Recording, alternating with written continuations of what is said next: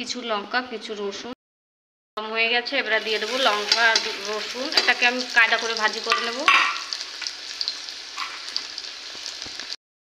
ঝালটা ভাজি হয়ে গেছে, এবারে দিয়ে দেবো আমি কচু।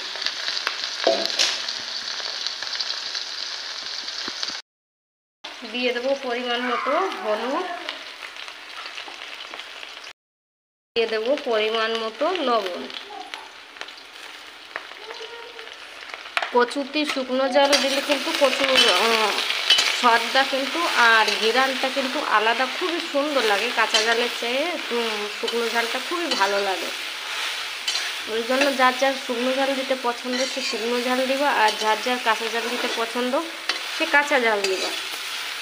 এটাকে একটু চালানোর পরে আমি নাড়ানোর পরে এটাকে আমি ঢেকে দেবো ধীরে এসে, আর আঁচটাকে একদম মিডিয়াম করে দেবো।